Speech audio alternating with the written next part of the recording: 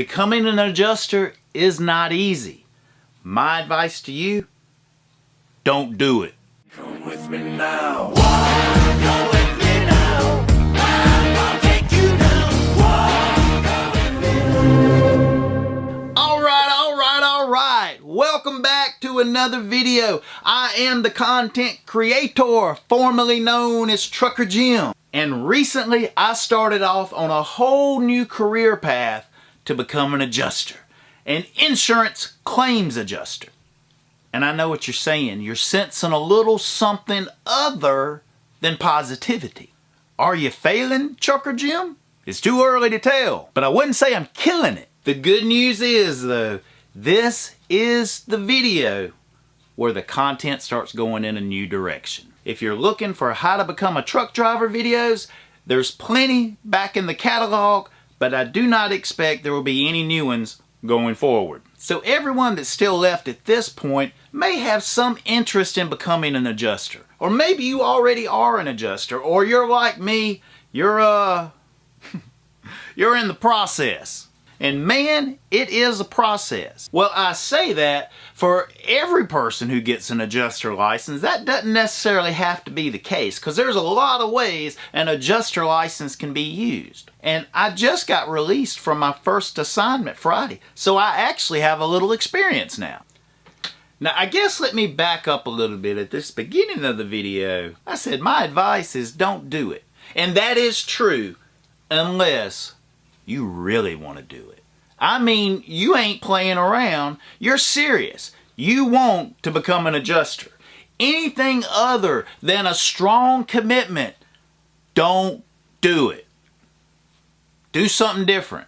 Now, I choose not to do any name dropping in this video, but I will be using specifics. My first deployment was for daily auto claims, and it was remote. And what remote means is you're not there. I was here. And I went through an adjusting firm and was contracted with one of the big insurance companies to do these daily auto claims. And the first week was paid training.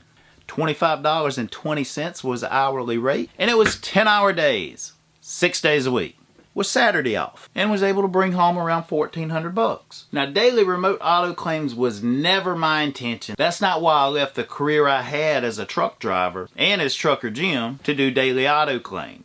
However, there are some definite advantages to it. It's remote. You could do it in your pajamas. You could do it anywhere in the world. You could do it from the beach. You wouldn't be on the beach a lot during the day because you'd be on the phone, staring at a screen, sitting at a desk. For some people, that may be living the dream. Me, I'm a driver. I'm a field guy. I like going places. And we all have our own perception of what good money is, but grossing, $1,700 because there's 60 hours, so you get into overtime. But it's not a bad gig. I'm sure for a lot of stay-at-home moms, it's spectacular. Or our world's kind of changed. A lot of people just like working from home and don't even want to go back to the office anymore. And there are definitely things I liked about that, but there were things I didn't. Number one, that's not what I came into the industry for, but I thought of it as a learning experience. And well, that's what it was. Now, just a little tip for anybody who's getting ready to start a deployment. Be careful what you put in the chat. What I put in chat, which gets reviewed, all these training managers, they don't talk to you. I don't know who they are, and I don't know where their desk is at. But one of the things they can do is review all chat messages inside of this system. And I made two I wish I could take back. And that is a great opportunity for a lot of people, and I can see why many people, especially for people who want to work at home, there's a lot of advantages to that. That is a great gig. It is absolutely worth getting that adjuster license. You may even decide you want to be a staff adjuster, being an employee for an insurance company instead of an independent, which that's what I chose.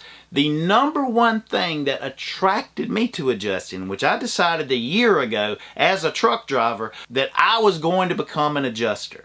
And what attracted me most was the possibility, the potential to have freedom. I don't know if anybody can relate with me on that. We all seek freedom, right? We're Americans. Most of you watching this video probably are anyway.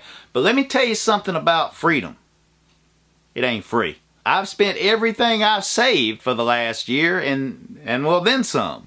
I have made progress though. I got my drone license prior to leaving my truck driving job. Right after my truck driving career ended, I started on getting licensed for an adjuster, and I got that license in early January. And I immediately found out just having an adjuster license was not enough, because guess what you don't got? You license, okay?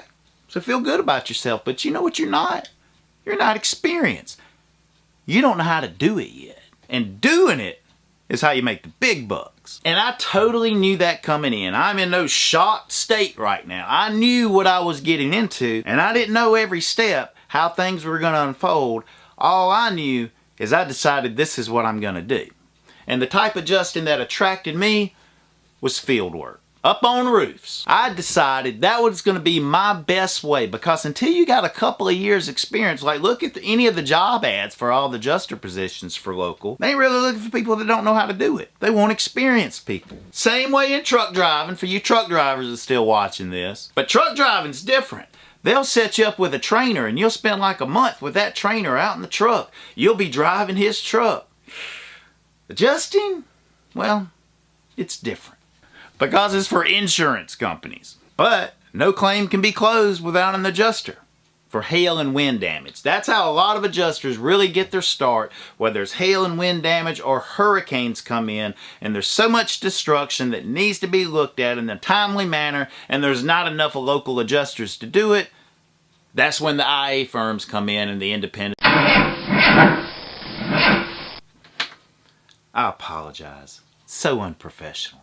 But as I was saying, after big storms, hurricanes, things like that, that's when newbies get our shot. And we don't know when that's gonna be. So what do you do while you sitting around waiting on a storm, waiting on a call, waiting on a text, waiting on somebody to put you to work? And here's the thing, as an adjuster, all these experienced adjusters, they have a go bag. All this freedom that we're gonna have to earn it and keep earning it. When it's time to go, it's time to go. But what do you do while you're not going? Well, I'll tell you what I did today, and just a heads up, it's absolutely awesome, and I'm so glad it happened. Okay, new adjusters, I'm getting ready to give you a big tip. How I spent 4 hours of my day today waiting on the call, waiting on the storm. I showed up at a job site. Not just show up randomly. I don't know how well that would work. But I ran into a friend of mine from my childhood Saturday night that happens to be a viewer. I'm not name dropping. You know who you are. You're at the top of my cool list. But I showed up on a job site. It was a hip roof that was getting replaced. And it was all gonna happen today. Tearing it all off, having to replace pieces of plywood, having to replace almost all the fascia. But I got to see a roof being taken apart and put back together. It had 3 tabs, architectural shingles were going on. It was a great learning experience, and what's even better, I'm gonna do it again tomorrow at another place that's not just an old and wore out roof that should have been replaced 15 years ago like the one today. Nah, this one a tree fell on it like a month ago and there's been a tarp on it.